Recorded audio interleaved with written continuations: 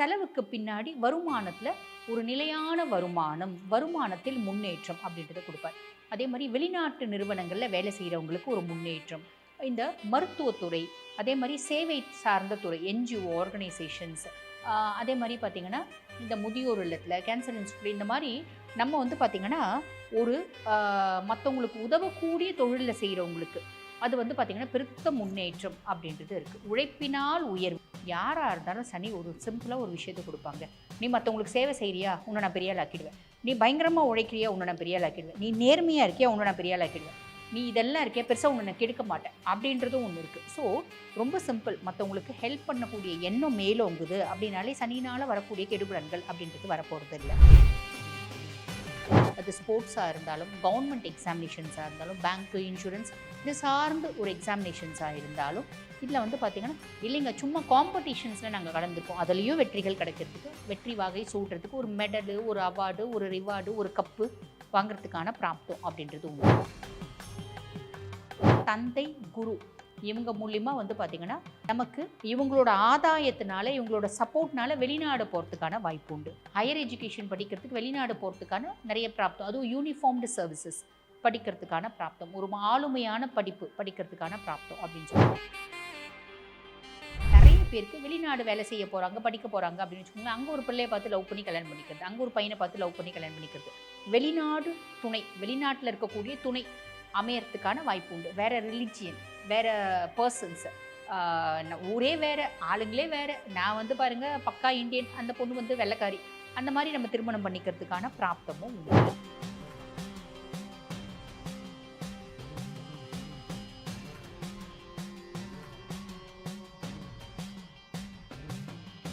Real one ஆன்மீக நேயர்களுக்கு வணக்கம். நான் டாக்டர் தீபா லாலன். இன்னைக்கு நம்ம என்ன டாபிக் பற்றி டிஸ்கஸ் பண்ண போகிறோம் அப்படின்னா பஞ்ச கிரக யோகம் அப்படிம்பாங்க.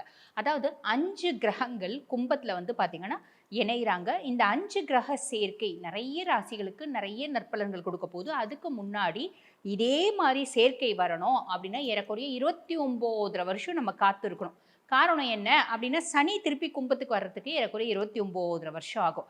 சரி, இந்த பஞ்ச கிரக யோகம் கும்பத்தில் என்னென்ன கிரகங்கள் அப்படின்னா முதல்ல சுக்கிர பகவான் என்னைக்கு வராரு? பிப்ரவரி மாதம் 6ஆம் தேதியிலேருந்து மார்ச் மாதம் 2ஆம் தேதி வரைக்கும் இருக்கார். புதன் பகவான் பிப்ரவரி மாதம் 3ஆம் தேதியிலேருந்து ஏப்ரல் மாதம் 14ஆம் தேதி வரைக்கும் இருக்கார். சூரிய பகவான் பிப்ரவரி மாதம் 13ஆம் தேதியிலேருந்து மார்ச் 15ஆம் தேதி வரைக்கும் இருக்கார். செவ்வாய் பகவான் வந்து பாருங்க பிப்ரவரி மாதம் 23ஆம் தேதியிலிருந்து ஏப்ரல் 2ஆம் தேதி வரைக்குமே இருக்கார். சனி 6/3/2026 வரைக்கும் இருக்கார். ஆக ஒவ்வொரு கிரகமும் ஒவ்வொரு நாள் கும்பத்துக்கு வராங்க, ஒவ்வொரு நாள் கும்பத்தை விட்டு வெளியே போகிறாங்க. அப்ராக்சிமேட்லி இவங்க எல்லாரும் வந்து பார்த்திங்கன்னா ஒன்றா இருக்கிறது ஏறக்குறைய 25 days to 31 days நம்ம கணக்கு வச்சுக்கலாம். அந்த 30 நாட்கள் 31 நாட்கள் இவங்களோட சஞ்சாரம் கும்பத்தில் என்ன மாதிரி பலன்களை கொடுக்க போகுது அப்படின்னு சொல்லிக்கிறேன். அது நல்லா தெளிவாக கேட்டுக்கோங்க.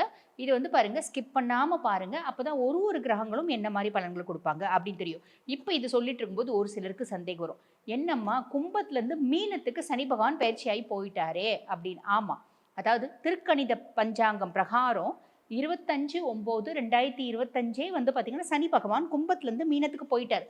ஆனால் வாக்கிய பிரகாரம் 6/3/2026 தான் கும்பத்துலேருந்து மீனத்துக்கு போகிறார். இந்த வருஷம் வந்து பாருங்கள் நிறைய இந்த வருஷம் பிறக்கக்கூடிய குழந்தைங்களுக்கு நிறைய குழப்பம் இருக்கவே தான் செய்யுது.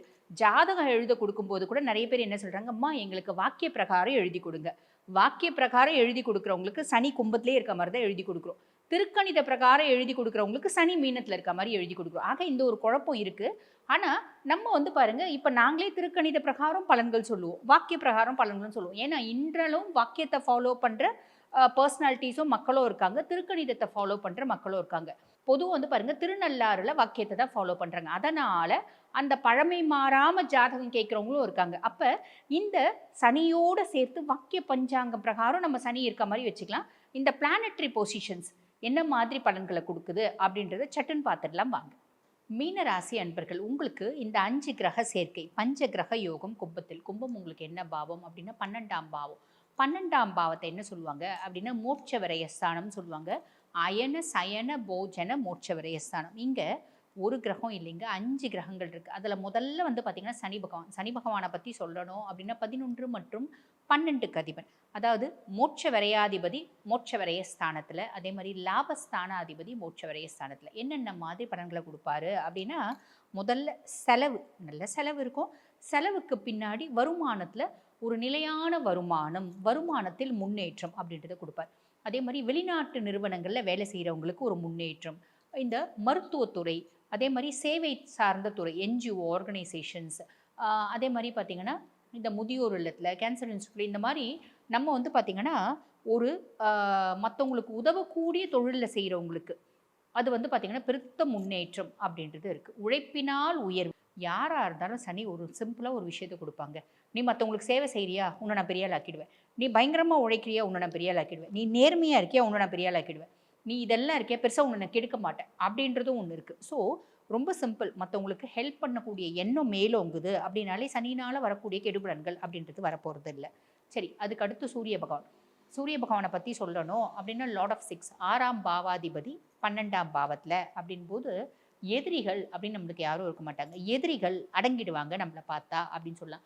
எதிரிகள் நம்மளை பார்த்தா மண்டியிடக்கூடிய காலகட்டம் அப்படின்னா போட்டிகளில் வெற்றி அப்படின்றது கிடைக்கிறதுக்கு வாய்ப்பு உண்டு. என்ன போட்டிங்க?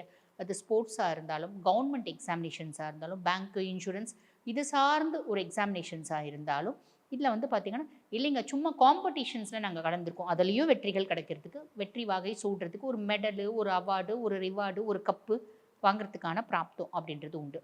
அதுக்கப்புறம் அரசு, மருத்துவ, சட்ட தொழில், இந்த மாதிரி தொழில்களில் இருக்கவங்களுக்கு ஒரு நல்ல முன்னேற்றம் அப்படின்றது வரத்துக்கு வாய்ப்பு உண்டு. உயர்கல்வியில் வந்து பார்த்திங்கன்னா நிறைய பேருக்கு உயர்கல்வி போய் படிக்கிறதுக்கான, அதுவும் வெளிநாடு போய் படிக்கிறதுக்கான பிராப்தம் அப்படின்றது உண்டு. சரிங்களா? விரையும் அப்படின்றதும் வரத்துக்கு வாய்ப்பு உண்டு. யாருனால? அரசாங்க அதிகாரிகள்னால. ரொம்ப சிம்பிள்ங்க. நான் இப்போ போகிறேன் அப்படின்னா முதல்ல ஹெல்மெட் போட்டுன்னு போகல அப்படின்னா கூட போலீஸ்கார அங்கே பார்த்தா நம்ம அப்படியே பின்னாடி வந்து குறுக்கு சந்து வழியாக போயிடும். இப்போல்லாம் அங்கங்கே கேமராஸ் வச்சுருக்காங்க. நீ எந்த சந்து வழியாக போனாலும் நீ வந்து ஹெல்மெட் போட்டுன்னு போகல அப்படின்னா கேமராவில் ரெக்கார்ட் ஆகிடுது. நம்மளுக்கு வந்து பார்த்திங்கன்னா இவ்வளோ ஃபைன் அப்படின்றது ஃபோன்லேயே வந்துடுது. அந்த மாதிரி ஒரு ₹100 ₹500 நம்ம வந்து கவர்மெண்ட்டுக்கு ஃபைன் கட்டுற மாதிரி சிலருக்கு அமைப்பு உண்டு. அது ஓகே, நல்லது தானே, விடுங்க, வரி கட்டினதான் நினச்சிக்கலாம். அதுக்கப்புறம் செவ்வாய் பகவான் ரொம்ப சிம்பிள். அது கூட நான் கட்டக்கூடாது அப்படின்னா எப்பயுமே பேப்பர்ஸை வச்சுக்கோங்க. அதே மாதிரி பார்த்திங்கன்னா ஹெல்மெட் வச்சுக்கோங்க. பின்னாடி யாரோ உட்காந்து போனாலும் அவங்களுக்கும் ஒரு ஹெல்மெட்டை கேரி பண்ணிட்டு போங்க அப்படின்னு சொல்லலாம். அதுக்கப்புறம் செவ்வாய் பகவான், செவ்வாயை பற்றி சொல்லணும் அப்படின்னா 2 மற்றும் 9க்கு அதிபன். அதாவது தன குடும்ப வாக்குஸ்தானத்துக்கும் அவன் தான் அதிபன், 9ஆம் பாவம் பாக்கியஸ்தானத்துக்கும் அவன் தான் அதிபன். அப்போ தந்தை, குரு இவங்க மூலியமாக வந்து பார்த்திங்கன்னா நமக்கு ஒரு விதமான செலவுகள் வரத்துக்கு வாய்ப்பு உண்டு. அதே மாதிரி இவங்க கூட ஒரு கருத்து வேறுபாடு வரத்துக்கு வாய்ப்பு உண்டு. இவங்களோட ஆதாயத்தினால, இவங்களோட சப்போர்ட்னால வெளிநாடு போகிறதுக்கான வாய்ப்பு உண்டு. ஒரு ஆன்மீக தேடல் அப்படின்றது அதிகரிக்கும். நிறைய பேருக்கு வெளிநாட்டில் போய் படிக்கிறதுக்கான பிராப்தம் அப்படின்றது வரத்துக்கு வாய்ப்பு உண்டு. ஸோ ஆரோக்கியத்தில் கவனம் அப்படின்றதும் வச்சுக்கணும். சரிங்களா? ஹையர் எஜுகேஷன் படிக்கிறதுக்கு வெளிநாடு போகிறதுக்கான நிறைய பிராப்தம், அதுவும் யூனிஃபார்ம்டு சர்வீசஸ் படிக்கிறதுக்கான பிராப்தம், ஒரு ஆளுமையான படிப்பு படிக்கிறதுக்கான பிராப்தம் அப்படின்னு சொல்லலாம்.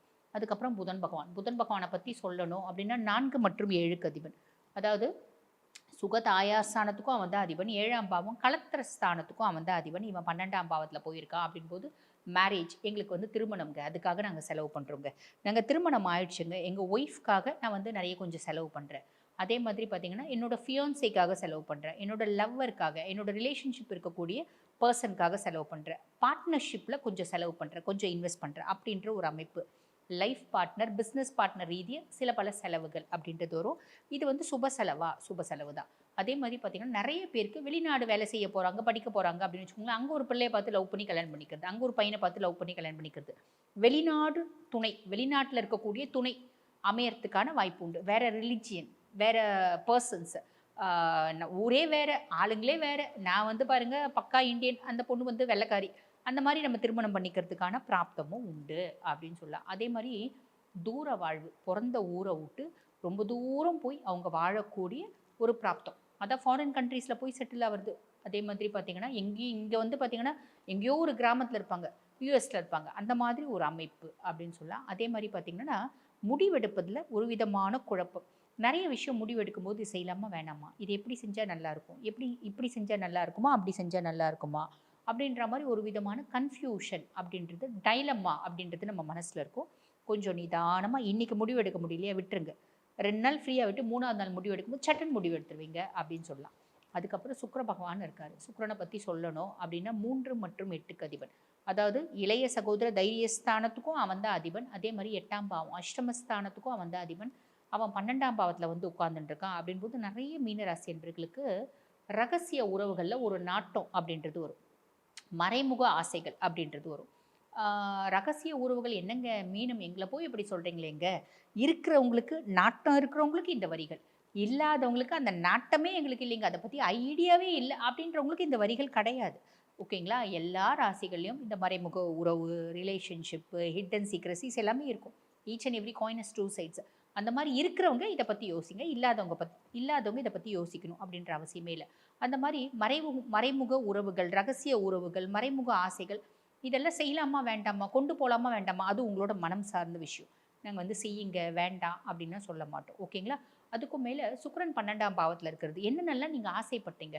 நான் வந்து பாருங்க ஷாப்பிங் போகணும்னு ஆசைப்பட்டேன். என்கிட்ட வந்து எல்லா கலர்லேயும் பட்டு புடவை இருக்கணும்னு ஆசைப்பட்டேன். நான் இந்த காலகட்டத்தில் போவேன், ஒரு 30,000 ரூபாய்க்கு ஷாப்பிங் பண்ணலாம் அப்படின்னு கிரெடிட் கார்டை கொண்டு போவேன். 3 லட்சம் ரூபாய்க்கு கிரெடிட் கார்டை தேய்ச்சிட்டு வந்துடுவேன். அந்த மாதிரிலாம் எனக்கு தோணும். செய்யலாமா வேணாமா? திருப்பி டியூ கட்டும்போது, திருப்பி வந்து பார்த்தீங்கன்னா காசு கட்டும்போது உங்களுக்கு மனசு பெருசாக கஷ்டப்படாது. வசதி இருக்குன்னா தாராளமாக ஆடம்பர செலவு அப்படின்ற செய்யுங்க. இல்லைன்னா கொஞ்சம் அனலைஸ் பண்ணிட்டு செய்யுங்க. நம்மளோட ஆசைகள் எல்லாம் நிறைவேறும். எனக்கு வந்து கார் வாங்கணும்னு ஆசை, நான் கார் வாங்குவேன். நேராக போயிட்டு லக்ஸரிஸ் கார் வாங்கிட்டு வந்துடுவேன். வீடு வாங்கணும்னு ஆசை, ஒரு 50 லட்ச ரூபாய் வீடு பிளான் பண்ணுவேன். 80 லட்ச ரூபாய் வீடை புக் பண்ணிட்டு நான் வந்து கையெழுத்துல போட்டு வந்துடுவேன். இந்த மாதிரி நிறைய விஷயங்கள் நம்ம கொஞ்சம் ஆடம்பரத்தை நோக்கி போவோம். செய்யலாமா வேணாமா, யூ அனலைஸ். உங்களுக்கு எது ஆசையோ அது செய்யுங்க. ஆக இந்த காலகட்டம் பிளானட்ஸ் இந்தந்த மாதிரி விஷயங்களை கொடுக்க போகிறாங்க. சின்ன சின்ன விஷயங்கள் சொல்லியிருக்கேன். அந்த சின்ன சின்ன விஷயங்கள் ஆரோக்கியத்தில் கவனம், கோவத்தில் கவனம், அதே மாதிரி பார்த்தீங்கன்னா செலவுகளில் கவனம். இந்த மாதிரி சின்ன சின்ன விஷயத்தில் கவனமாக இருக்கீங்க. இப்போ நாங்கள் சொன்னது வந்து பாருங்க உங்கள் ராசிக்கான ஒரு பொதுவான பலன்கள். இந்த பதிவை பார்த்துட்டு இருக்கோங்க அம்மா, நீங்கள் சொன்ன மாதிரி ஓகே இந்த பலன்கள் வந்து பாருங்க எங்களுக்கு நிறைய நல்லது நடக்க போகுதுன்னு சொல்லியிருக்கீங்க, இல்லை இந்த காலகட்டத்தில் உஷாராக இருக்கணும்னு சொல்லியிருக்கீங்க. இப்போ நாங்கள் வந்து பாருங்க இந்த காலகட்டத்தில் திருமணம் பண்ணலான்னு நினைக்கிறோம், வெளிநாட்டுக்கு வேலைக்கு போகலான்னு நினைக்கிறோம். அதே மாதிரி பார்த்தீங்கன்னா ஒரு ஆல்ரெடி திருமணம் ஆயிடுச்சு, டிவோர்ஸ் நோக்கி போயிட்டுருக்கு, அது எங்களுக்கு சக்ஸஸ்ஃபுல்லாக வருமானு யோசிக்கிறோம். அதே மாதிரி பெரிய லெவலில் இன்வெஸ்ட்மெண்ட் பண்ணி ஒரு தொழில் தொடங்கலான்னு நினைக்கிறோம். குடும்பத்தில் எப்போ பாரு ஏதாவது பிரச்சனையாக இருக்குது, அந்த பிரச்சனைக்கு தீர்வு கிடைக்குமா அப்படின்னு பிளான் பண்ணுறோம். இப்படி நிறைய விஷயங்கள் நீங்கள் வந்து யோசிக்கிறீங்க அப்படின்னா இதுக்கு தீர்வு என்ன அப்படின்னா உங்களோட சுய ஜாதகம் தான். உங்கள் சுய ஜாதகத்தை பார்த்தா உங்களோட எல்லா கேள்விகளுக்கும் பதில் அப்படின்றது தெரியும்.